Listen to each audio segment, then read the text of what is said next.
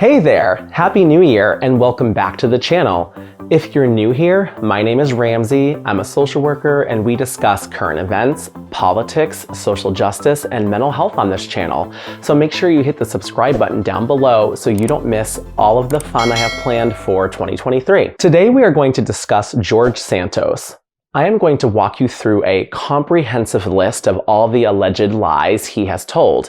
And there's a lot of them. So grab a beverage, grab a snack, and come learn all about this complicated web of deceit that is George Santos. All right, so if you're not familiar, George Santos is the newly elected Republican representative for New York's 3rd Congressional District, which consists of a small portion of the New York City borough of Queens, as well as northern Nassau County on Long Island. George is under fierce public scrutiny as it has been revealed that he told a ton of lies during his campaign.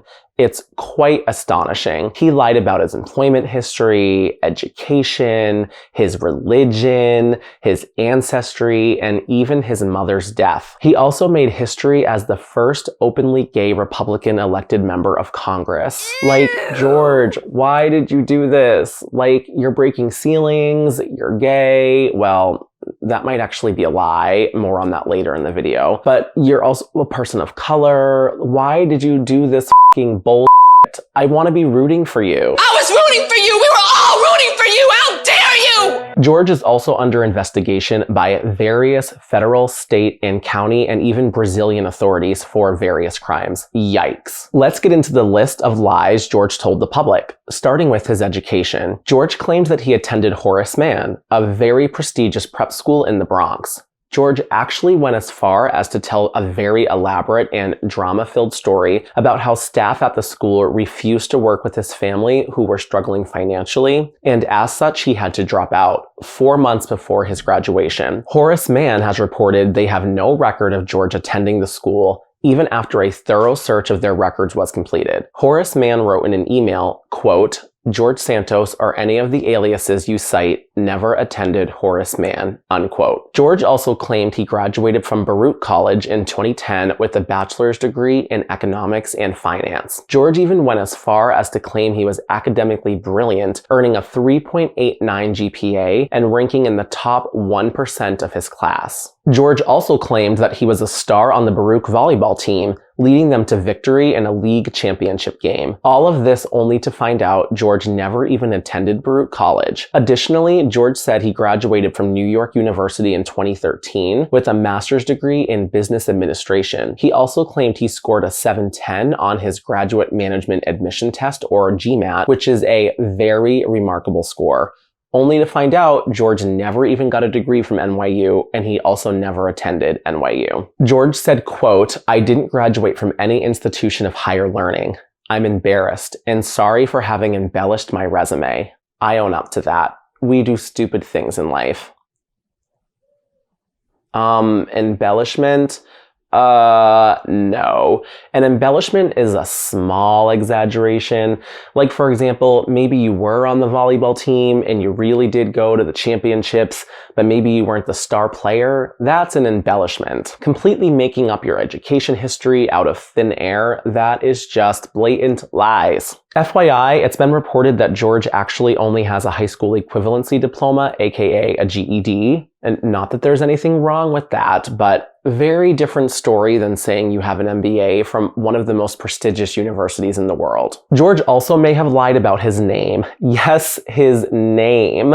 Everything about you is fake, Marlo. Your name is not even your real name. Your name is not even your real name. LaToya Hutchinson. Is your name LaToya? Some videos emerged on social media of George referring to himself as Anthony DeValder, George DeValder, and, quote, "George Anthony DeValder Santos, commonly known as Anthony," end quote. As far as I'm aware, George's birth certificate has not been made public, so it's not exactly clear if this was in fact a lie or not. The last name DeValder is going to come up more later in the video, so just keep that in the back of your mind as we continue through this web of lies. George also told a lot of lies concerning his employment history. George reported he worked for 2 elite Wall Street firms, Goldman Sachs and Citigroup, as a project manager and asset manager respectively. monthly. He even went on to tout a $300 to $600 million revenue increase while he was employed at Goldman Sachs. Both companies reported back in December that they have no record of George ever working there. George also falsely claimed that he owned 13 rental properties. He reported that as a landlord, he was hurt by COVID-19 related eviction protections given to renters. He went so far as to say he had not received nearly 1 year's worth of rent on the 13 properties.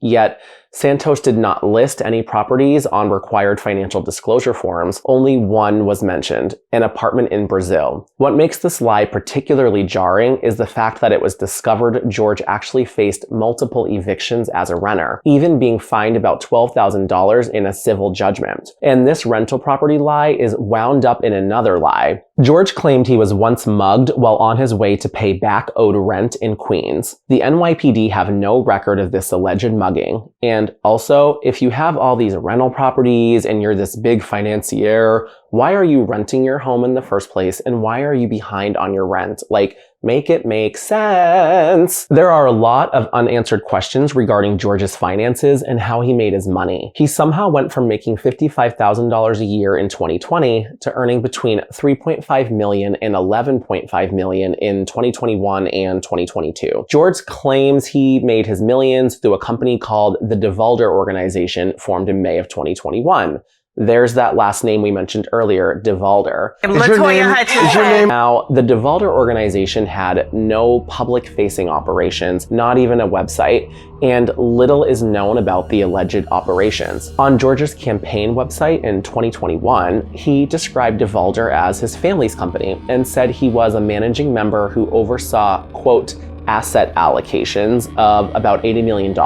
Yet there is nothing in the public record that explains how he and his family supposedly came to oversee such a large fortune. Let's not forget, George has said that he came from abject poverty. In the financial disclosure form George filed in 2020 during his first congressional campaign, recorded no signs of any personal wealth. Now, I don't know about you, but this is giving me Jen Shah vibes from The Real Housewives of Salt Lake City. The whole situation is so fishy that George is now under a federal investigation by the U.S. Attorney's Office in Brooklyn because George was somehow able to lend his election campaign $700,000, which he claims was generated from the DeValder organization. It's also been reported that the DeValder organization was created only weeks after a Florida investment firm by the name of Harbor City Capital, where George was working, had been accused by the Securities and Exchange Commission, or SEC, of running a Ponzi scheme. And although George has not been implicated in the scheme, there are a lot of questions about what George may have known about this fraudulent activity. George also lied about owning an animal charity. Friends of Pets is a charity that George claims he founded from 2013 to 2018, which acted as an animal rescue operation that rescued 2,400 dogs and 280 cats. However, the IRS couldn't find any record of a registered charity with that name. George lied about his religion and ancestry. George claimed that he was Jewish and that he was also the grandson of Holocaust refugees. Both claims turned out to be a lie. It's been noted that the timeline George reported for his grandparents' departure from Belgium to Brazil do not line up, nor do immigration records support his version of his family's history. In a podcast interview, George stated that he was, quote, raised Catholic, born to a Jewish family. Very, very confusing religious background, end quote. It's amazing how things get confusing when we tell lies, isn't it? George recently stated, quote, I never claimed to be Jewish. I am Catholic. Because I learned my maternal family had a Jewish background, I said I was Jew-ish.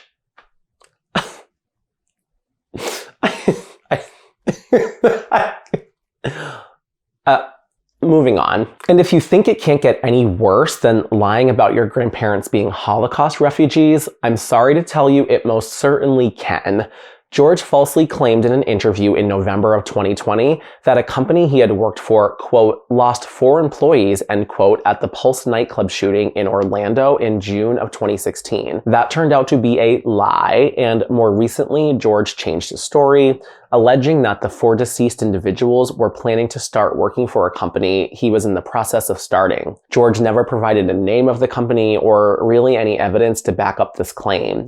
Yikes. George also lied about circumstances surrounding his mother's death. George wrote in a tweet in 2021 that, quote, 9/11 claimed my mother's life, end quote. It was later revealed in his mother's obituary that she actually died in 2016 of cancer. In an archived version of his campaign website, George said that his mother worked in the South Tower of the World Trade Center and survived the terror attack, but died, quote, a few years later. Just to be clear, she passed away 15 years after 9/11. But I guess the definition of a few is ambiguous to Georgie. It's also unclear if George's mother ever worked in the World Trade Center at all. It's been widely reported that his mother was a cook and home care worker, and there's nothing wrong with that.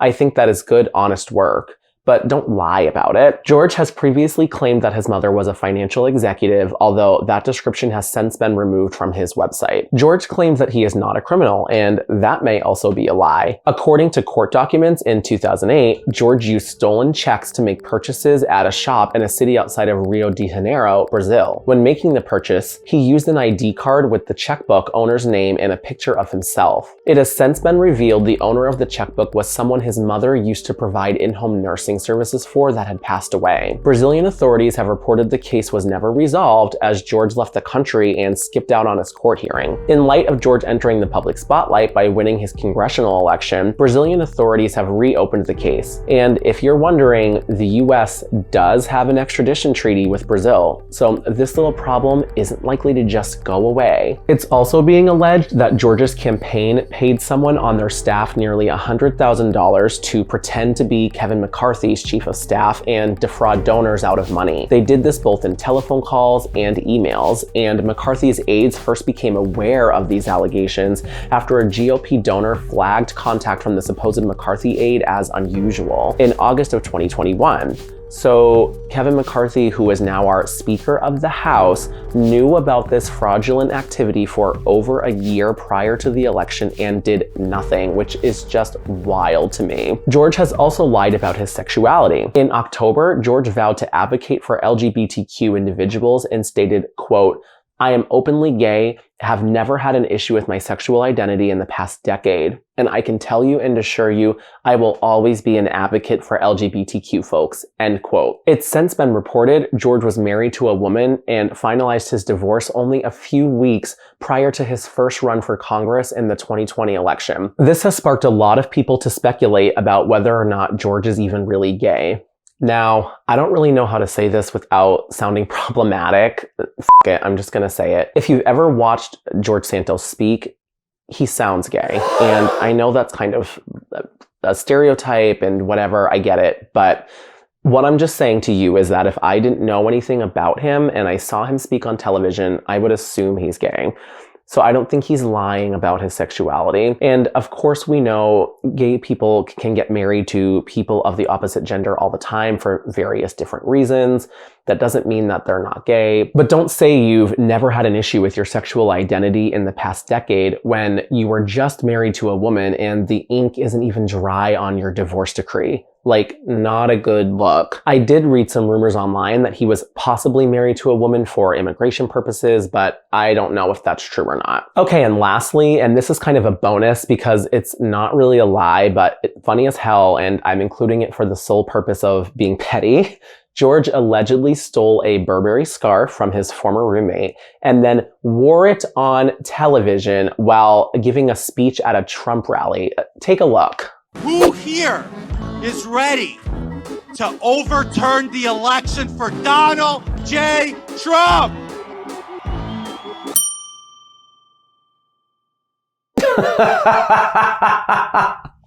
I'm sorry. Now, this is funny. Could you imagine being his former roommate and you flip on TV like, is that my scarf, bitch? Like, I'm so dead. I can't. Okay, so those are all the lies George Santos has told that I was able to find. I tried really hard to make this a comprehensive list, but I'm super curious to know from all of you if I missed any, and if so, please let me know down below in the comments. I would not be surprised if, as this story continues to play out, more and more lies continue to emerge. Thank you so much for watching this video. Make sure to hit the like button and subscribe to my channel and hit that bell notification button so you don't miss my future videos. And you should totally watch this video next because the YouTube algorithm thinks you'll enjoy it.